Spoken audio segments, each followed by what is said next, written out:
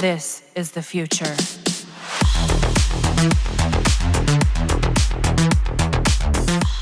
Advanced Happy Easter to everyone. I hope you are all well and having a great time with your family this Easter season. In today's video, we will be talking about the best places to farm Railjack parts. But before we begin, I would like to say the things you will see and hear in this video are based on my experiences farming these Railjack parts. Rest assured that all the methods I will show you here are tested and not just theory craft. Also, if you think I missed some things or you got a better way to farm than you, or the best Railjack parts right now, then please share it in the comment section below. Lastly, be sure to hit like and subscribe to keep us relevant in the YouTube space. And also, you can support us even more by becoming a patron. The link is in the video description. And now, let's begin the video. So first, let's discuss what you should be farming. For the components, we got your Railjack shield, engines, plating, and reactor. In one mission which I will show later, you can farm a top tier version of each component in one go. Yes, I'm talking about another loot cave here for Railjack parts farming, and no, this is not the R9 cloud. That is a bug since it allows you to get the rewards even after you exited the mission. It has now been fixed by Digital Extremes, and in this video, I will show you the legit and working version of the loot cave which you can farm Railjack parts easily. Also, we will discuss how this could potentially be a good source for Endo farming. But for now, let's discuss what I consider to be the best in each Railjack component. For the shield array, it's just really a matter of using what you have at the moment. Like I've said in my previous Railjack video, you don't exactly need to rely on your shield right now since we got the plating that grants Railjack 95% or more damage reduction. For the engines, I love the MK3 version of House Vidar because it has the highest engine stat amongst all houses. It's not really necessary, but I still love my Railjack to move faster without the boost. But there are other players who like the top tier 11 version of the engine since it got a better boost multiplier. Remember that the stamina bar in Railjack is now gone, and you can just boost your Railjack whenever you want. The only downside is, you can't fire your pilot turrets when boosting, so take note of that. Anyway, you can both farm these engines in the loot cave I'm about to show you later, so you can just swap Watlovan or Vidar whenever you want. For the reactor, it's really a choice on what battle mods you equipped in your Railjack. Zetki reactor is for more power strength in your battle mods. Vidar is all about range, while Levan is all about duration. Zetki reactor is my personal choice to boost the power strength of my Seeker volley, and with the current battle mod setup I'm using, I rarely need range and duration since Seeker volley is an ability with a homing mechanic. Also, I can just freely move in range and destroy everything with my Railjack. In addition, I rarely need duration in my battle mods since I only use Blackout Pulse, which duration is enough to stop and destroy a cruise ship. In terms of particle ram, well, I rarely use it now. If you want, then you can try Shatter Burst in this slot since it's also fun to play with. All in all, Zetki House is my bet for the reactor, but this reactor can't be farmed in the Railjack loot cave. I will show you how though, but it would take some time compared to the loot cave farm. For the armaments, I really recommend the Vidar Epoch MK3, and their Zetki Epoch MK3. Sadly, these two turret variants don't drop in the loot cave. But don't worry, as they can be found in an easy spot usually used by players to farm intrinsics right now. How about the new turrets squad leader? Are they any good? They do have a decent critical chance and total damage, but what I don't like about these new turrets is that they have a really low fire rate. This is just a personal preference, but I like my turrets to have a high fire rate, especially those that are in the gunnery.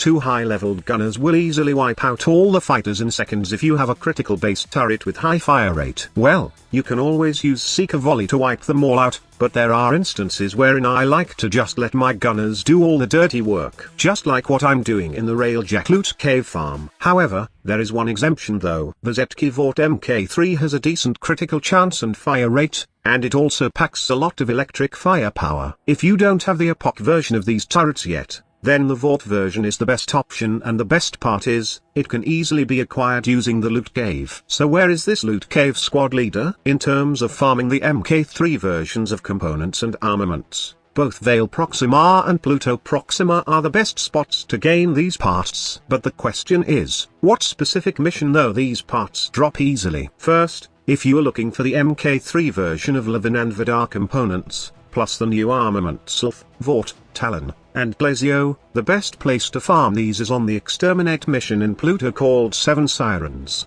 But wait, don't go jumping into the mission yet, as there are important details that you must know on how to properly take advantage of this loot cave. 7 sirens can be turned into a loot cave because it can infinitely spawn fighters, more specifically, Warframe and Railjack, which drops the following Railjack components. The trick here is to complete first the point of interest objectives, which is to destroy either cruise ships, security nodes, or corpus fleets. After that, all you need to do is kill these types of fighters until you have all the necessary stuff you need. Both Warframe and Railjack spawns infinitely, and they always appear in a group of 4. In most cases, I just move around and get close to these enemies so my gunners can easily kill them. Just rinse and repeat the process until you have what you need. And if you are satisfied, all you need to do is complete the exterminate objective to exit the mission and get all the loot. Now, the same concept can be applied to other Corpus Railjack missions. After you completed the first few objectives, fighters will infinitely spawn, and in fact, you can use all the nodes in Pluto Proxima as loot caves if you want. However, I really suggest 7 sirens because it is much easier to do. I mean, exterminate only tasks you to defeat an X amount of enemies, and it does not need any corn bots, or objectives that will task you to defend a target. The only downside of this method is you won't acquire any intrinsic points from the fighters you destroyed with your gunners, and also, it may take some time to acquire what you need. In my case, 30 minutes of farming will be enough to get Levin and Vidar components and armaments in this mission. While it would definitely take some time to farm the Zetki components because, as you can see, the Warframe drop chance for House Zetki is pretty low. In most cases, the Weavers drop the Zetki variant of the new turrets, which is somehow good as you can use the Zetki Vort MK3 for the meantime if you don't have the Epoch version yet. By the way, I nearly forgot about the platings. In 7 sirens,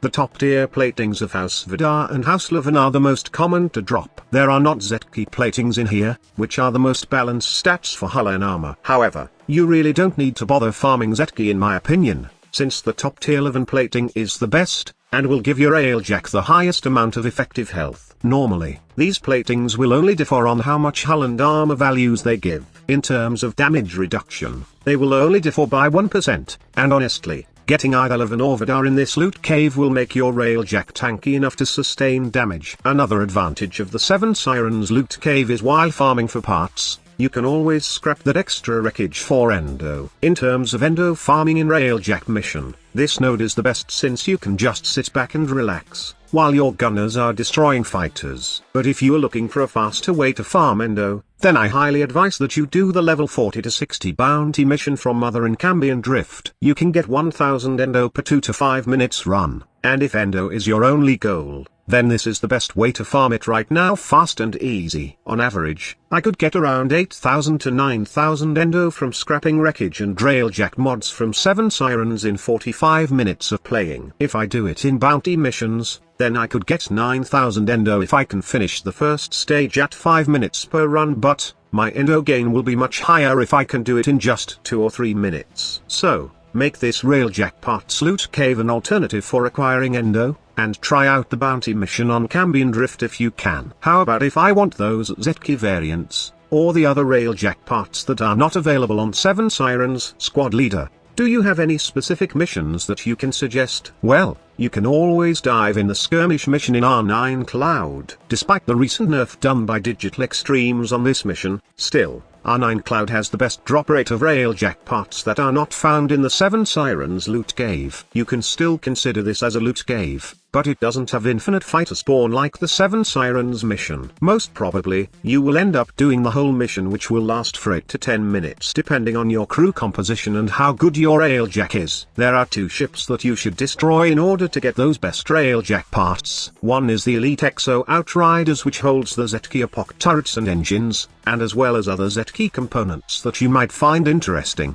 The other one is a cruise ship, and it's called the Exoskold cruise ship, which holds the Levin and Vidar turrets. Both of these enemies are in the R9 Cloud mission, and they do have a pretty decent drop chance compared to the other nodes I have tested. Bear in mind that before doing this video, I did test all the nodes and research it using the Warframe drop table, so I rest assured that all the details here are tested and proven to be working. So I think this is all the Railjack guides you need for now. I have shown you intrinsic farming, Endo farming in Railjack, the best Railjack components, and now, the farming spots for the best Railjack parts. I think this will be my last Railjack guide for now until the Call of Tempestari arrives. But if you have a guide that you want me to create about Railjack, then feel free to ask in the comment section below. Also, there's a perk in for my patrons which allows you to request one video per month, or ask anything privately about bits of advice in the game. So, if you want to support this channel's growth, then you can become a patron by simply clicking the link in the pinned comment. You get to be seen by everyone in all my videos, plus you got additional perks for becoming one. Thank you all for your love and support. May you have a blessed Easter, and I pray for you and your family's safety. See you in my next video. Squad Leader signing off.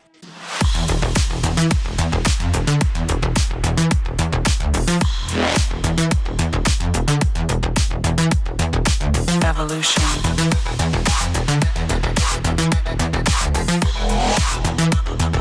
This is the future.